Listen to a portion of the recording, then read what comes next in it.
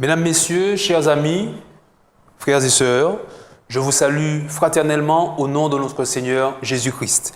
Les conditions de notre service de culte sont encore une fois exceptionnelles pour ce temps de crise, mais par la grâce de Dieu, cela ne nous empêche pas de louer notre Seigneur, de le célébrer, et nous voulons rendre gloire à Dieu pour cela. Malgré la difficulté, les services et les moyens techniques et technologiques nous permettent de partager l'Évangile encore une fois, et nous reconnaissons là une grâce de notre Seigneur. Alors avant d'aller plus loin, je vous propose de prendre le temps de la prière avec moi.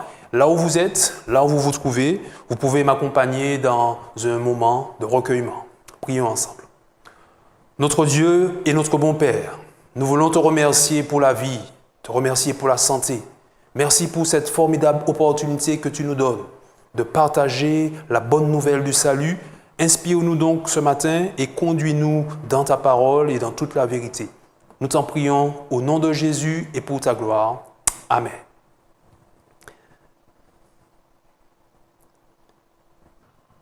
Nous avons tous déjà fait ou déjà participé à la construction d'un château de sable. Quand on va à la plage, après le bain de mer, c'est l'activité favorite des enfants et forcément les parents y participent et tous alors, d'une manière ou d'une autre, à un moment ou à un autre, nous avons participé à la construction d'un château de sable.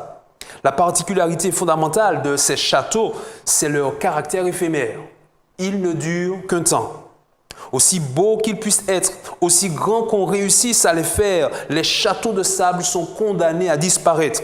Parfois même, pendant qu'on les construit, une vague plus forte que les autres arrive et emporte tout, et alors on doit tout recommencer. Je parle des châteaux de sable pour introduire cette question. Nos vies sont-elles construites sur le sable ou sur le roc? Nos vies sont-elles construites sur le sable ou sur le roc? Jésus, en conclusion de sa première grande prédication rapportée dans l'évangile de Matthieu au chapitre 5, chapitre 6 et chapitre 7, il utilise l'image du sable pour expliquer à ses auditeurs la différence qui existe entre une vie basée sur la mise en pratique de sa parole et une autre qui ne la considère jamais comme une référence ou comme un fondement. Pour Jésus, le maître des maîtres, il y a donc deux options possibles dans la vie. Soit nous construisons avec lui, sur lui et donc sur sa parole, soit nous construisons nos vies sans lui, sans tenir compte de son enseignement et de sa volonté.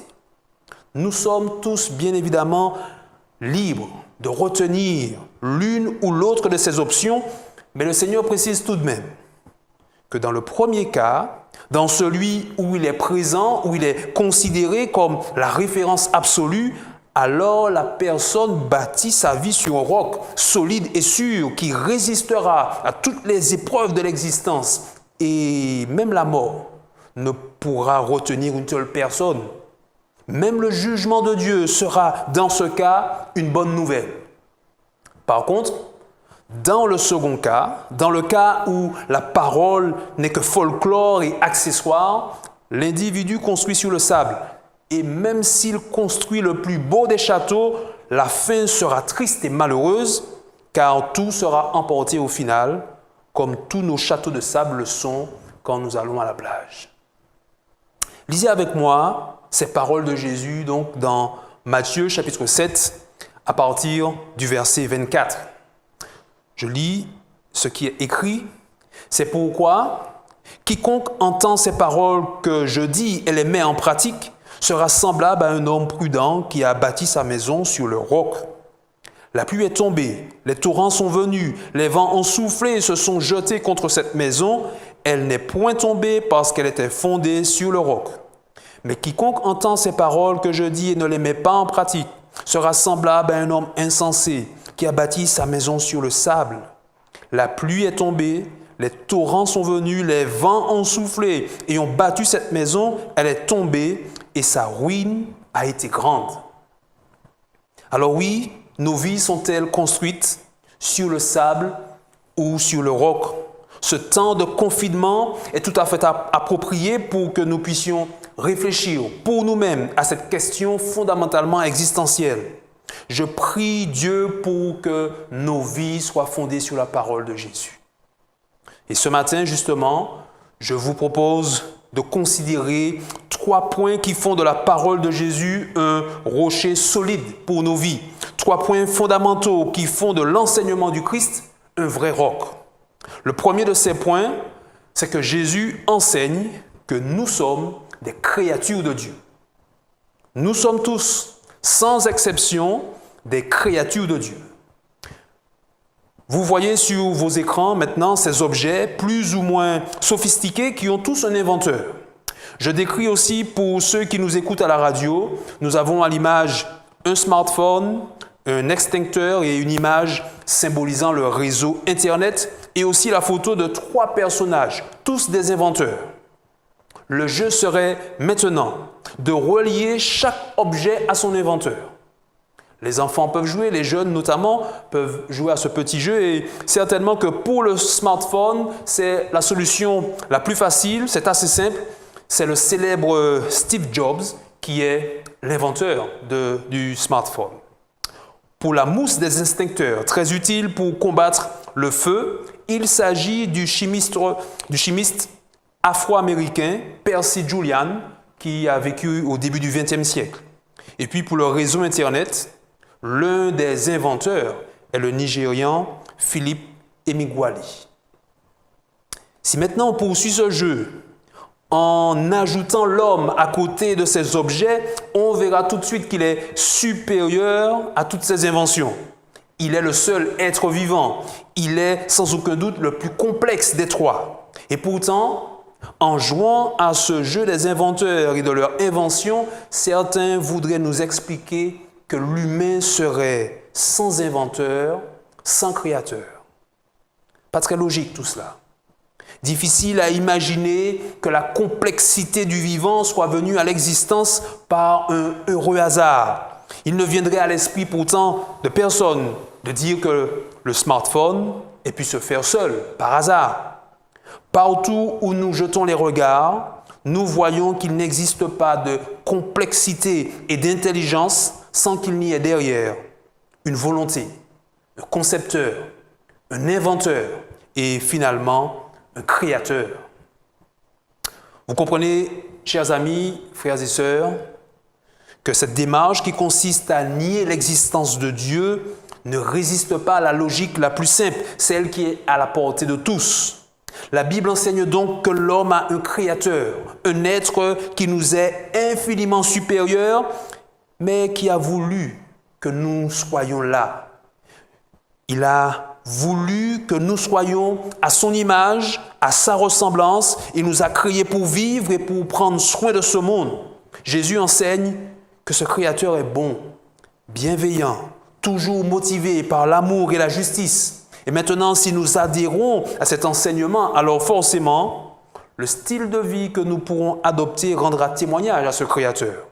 Ce ne sera pas la loi du plus fort qui va nous gouverner, ni celle de la sélection dite naturelle qui est toujours enclin à écraser le plus faible. Mais voici, la loi du Créateur sera notre loi, elle sera notre boussole, une loi qui, contrairement aux idées reçues, n'est ni pénible, ni sévère. Jésus l'a enseigné dans Matthieu chapitre 11, versets 28 à 30. Sa loi est douce et légère. Elle procure la paix et l'harmonie. Elle permet de demeurer dans le repos de Dieu. Ce point donc de l'enseignement de Jésus nous dit d'où nous venons. Et nous venons de la main de Dieu. Alors que nos vies puissent témoigner de l'amour du Créateur. Que la bonté, la bienveillance, la justice soient nos compagnons chaque jour. Que nos vies honorent Dieu par le soin que nous accordons à la création, par le respect absolu que nous aurons pour la vie et pour la dignité humaine.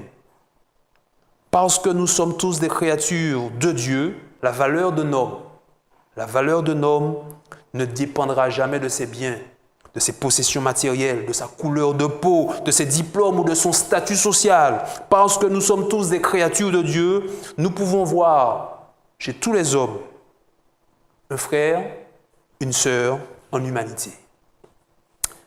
Maintenant, le deuxième point qui fait de la parole de Jésus un solide rocher, c'est que Jésus nous donne le pouvoir de devenir enfants de Dieu. S'il y a un pouvoir à rechercher ici-bas, c'est bien celui-ci. Et vous le savez, nos jeunes et même les adultes sont bercés avec les aventures des super-héros, avec de super pouvoirs qui luttent contre les forces du mal. Spider-Man, il a le pouvoir de tisser d'incroyables toiles d'araignée. Superman, lui, son pouvoir, c'est de voler dans les airs, sans avion, sans aucun moteur. Et puis, il y a l'incroyable Hulk qui a, lui, une force surhumaine.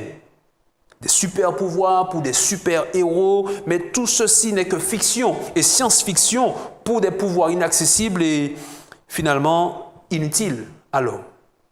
Par contre, la Bible présente un vrai pouvoir, ô combien fondamental pour l'humanité. Un pouvoir à la portée de tous, à la disposition de tous, c'est le pouvoir de devenir enfant de Dieu. C'est précisément ce qu'enseigne l'évangile de Jean au chapitre 1er et au verset 12. Je lis: à tous ceux qui l'ont reçu, à ceux qui croient en son nom, oui, Jésus donne le pouvoir de devenir enfant de Dieu. En acceptant donc Jésus, en mettant en pratique sa volonté dans ce monde, nous devenons donc des enfants de Dieu, avec le pouvoir de vaincre le péché, de vaincre le mal en Jésus, par lui et avec lui. Le péché, vous le savez, nous environne facilement, rapidement. Il nous pourrit la vie, mais grâce à Jésus, il ne régnera plus sur nous, et par lui et avec lui, nous cesserons d'obéir à ses convoitises.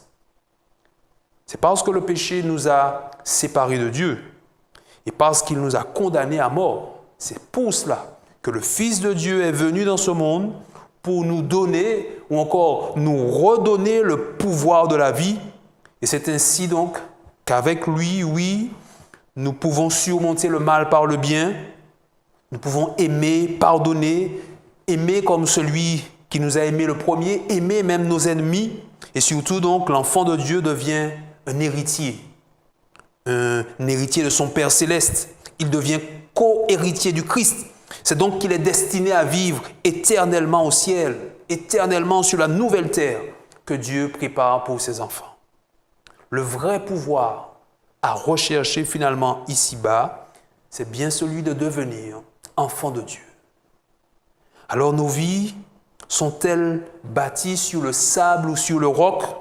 Ce matin, nous voyons 3 points qui font de la parole de Jésus un vrai rocher sur lequel nous pouvons bâtir nos vies. 3 points qui nous conduisent à adopter un style de vie qui sera agréable à notre Seigneur. Et par Jésus-Christ, notre Sauveur, nous croyons que cela devient possible. Nous avons donc parlé de la parole qui nous enseigne que nous sommes des créatures de Dieu. Pas un accident de l'histoire, mais des créatures voulues par Dieu, ce qui nous motive à vivre en phase avec le vivant et qui nous pousse à célébrer le Créateur. Nous avons aussi parlé du pouvoir que Jésus nous donne de devenir des enfants de Dieu, pouvoir de vie, puissance de vie et même de vie éternelle. Et puis enfin, le 3e et dernier point que nous voyons ce matin et qui fait de la parole de Jésus un solide rocher, c'est que le Seigneur fait de nous des adventistes du 7e jour. Alors, ici, quand nous parlons d'adventistes du 7e jour, nous ne limitons pas cette expression à la dénomination religieuse. Il ne s'agit pas ici de voir un étendard ou une étiquette pour une compétition de plus entre églises.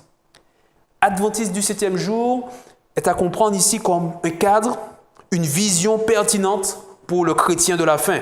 En effet, le mot adventiste signifie ceux qui attendent le retour du Christ. Et voici la prophétie biblique nous dit précisément que le retour du Christ est pour bientôt. Si donc il y a un temps pour vivre et pour demeurer adventiste, pour annoncer le retour en gloire et en force de Jésus-Christ, c'est bien aujourd'hui et maintenant. Même cette crise que nous traversons, la crise du Covid-19 qui paralyse le monde entier, peut être vue à la lumière de la parole de Jésus comme un élément de plus confirmant la solidité et la crédibilité de la parole de Jésus. Voici ce que Jésus précisément déclarait dans L'évangile de Luc, au chapitre 21, je lis à partir du verset 25. Il y aura des signes dans le soleil, dans la lune et dans les étoiles, et sur la terre il y aura de l'angoisse chez les nations qui ne sauront que faire au bruit de la mer et des flots. Les hommes rendant l'âme de terreur dans l'attente de ce qui surviendra pour la terre, car les puissances des cieux seront ébranlées. Alors on verra le Fils de l'homme venant sur une nuée avec puissance et une grande gloire. Quand ces choses commenceront à arriver, redressez-vous et levez vos têtes parce que votre délivrance approche. Jésus parle ici en prophète. Il parle en prophète et annonce avec un langage symbolique que juste avant son retour, tous les éléments de l'univers des hommes seront chamboulés. Soleil, lune, étoiles, ciel, terre, mer, tout est bouleversé. Tous les repères habituels permettant aux humains d'organiser leur espace et leur temps, tous sont ébranlés. Ce qui ne manquera pas de créer angoisse et peur parmi toutes les nations. La crise du Covid-19 ne fait donc que s'inscrire dans ce cadre prophétique que Jésus a annoncé. Les repères du monde sont chamboulés, les libertés fondamentales sont revues et corrigées. Les habitudes doivent être changées, de gré ou de force. Alors voici, peur et angoisse montent partout sur la planète, mais pour ceux qui croient et qui annoncent le retour de Jésus, il y a une grande espérance. Au milieu du chaos, au milieu de la tempête, l'espérance demeure parce que Jésus a dit « Quand ces choses commenceront à arriver, redressez-vous, levez vos têtes, parce que votre délivrance approche. » Alors être adventiste, donc, ce n'est pas seulement une question d'étiquette, mais c'est un vrai style de vie inspiré par une vision prophétique du monde qui devrait finalement nous motiver à partager avec force et courage la bonne nouvelle du salut en Jésus-Christ. Un message urgent donc à partager parce que nous l'avons compris, le temps est proche. Le temps est proche où le Seigneur mettra un terme à ce monde de péché. Le temps est proche où il va régler une fois pour toutes le problème du mal et de la mort.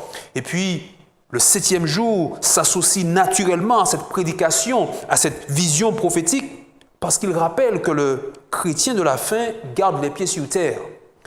Il n'est pas un exalté à cause de sa vision prophétique. Il garde les commandements de Dieu et la foi en Jésus, comme le dit le texte d'Apocalypse chapitre 12 au verset 17 et Apocalypse 14 au verset 12. Le 7e jour parle donc en particulier du sabbat, qu'il faut sans aucun doute dépoussiérer parce que les hommes ont voulu l'enterrer, ont voulu l'oublier. Mais la parole disait déjà « souviens-toi ». Oui, n'oublie pas, ce sont les premiers mots du 4e commandement dans Exode chapitre 20. Souviens-toi qu'il y a un créateur à ce monde, qu'il est concerné par ton sort et qu'il t'invite à l'adorer en esprit et en vérité chaque 7e jour de la semaine pour renouveler en lui, en Jésus, la vie qu'il t'a donnée. En ce sens, oui, la parole de Jésus fait de nous des adventistes du 7e jour. Et au final, ce 3e point finit par définir avec les 2 autres points une identité pour les chrétiens des derniers jours. Ces 3 points que nous avons vus nous disent d'où nous venons, qui nous sommes, où nous allons et quelle est notre mission sur cette terre. Cette identité, elle est donc en 3 dimensions. Elle nous permet de nous affirmer en toute humilité, mais sans jamais nous trahir. Elle nous donne matière à partager avec le monde un message pertinent et audible. Ce message est à retenir en 3 points. Nous venons du Créateur. Il nous a créés à son image et à sa ressemblance. Il a manifesté sa volonté et c'est pour cela que nous respectons tout le vivant. Ce Créateur est un Père, c'est le 2e point. Il est un Père qui, malgré notre révolte, a fait de nous, par sa grâce, des enfants bien-aimés, des enfants de Dieu. Et puis, dans ce monde corrompu, ces enfants ont une mission. Ils ont la mission d'annoncer la venue du Sauveur, la venue de celui qui a donné sa vie pour que ce plan existe. Ainsi, nous pouvons vivre selon sa volonté, qui sera alors un témoignage puissant, un témoignage vivant de la bonté et de l'amour de Dieu. Que le Seigneur nous aide donc ce matin à construire nos vies avec cette identité claire, fondée sur la parole de Jésus, le rocher des siècles. Que nous puissions, comme David dans le psaume 13, les versets 3 et les versets 32 que nous avons lus au début du service, que nous puissions dire comme lui, « L'Éternel, mon rocher, ma forteresse, mon libérateur, mon Dieu, mon rocher, où je trouve un abri. » Car qui est Dieu si ce n'est l'Éternel? Et qui est un rocher si ce n'est notre Dieu? Si vous êtes de ceux qui souhaitent, qui veulent bâtir sur Jésus une vie solide et sûre, qui traversera les âges et l'éternité, si sa parole vous convainc aujourd'hui de lui donner la première place, alors accompagnez-moi dans cette prière que nous allons maintenant formuler avant de conclure ce message. Notre bon Père et notre Dieu, nous voulons te dire merci pour Jésus. Il est venu jusqu'à nous pour nous tirer du péché et de la mort, et cet acte de salut lui confère une dignité à jamais égalée.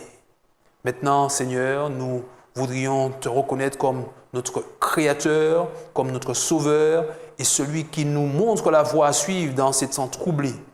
Merci pour ta prophétie qui éclaire notre vision et permets-nous de partager avec joie, avec assurance et avec humilité cette bonne nouvelle du salut en Jésus. Fortifie tous ceux qui veulent faire un pas de plus avec toi, qui veulent s'engager, qui veulent adhérer à Jésus-Christ, qu'ils puissent, là où ils sont, être visités par toi et être bénis par ta bonté et par ta grâce. Fortifie ton peuple et conduis-le. Nous t'en prions au nom de Jésus. Amen. Nous voulons vous remercier de nous avoir suivis, encore une fois, en ces temps difficiles, mais par la grâce de Dieu, nous avons pu encore partager l'Évangile, la bonne nouvelle, la louange, la prière. Que Dieu soit loué et rendez-vous à la semaine prochaine.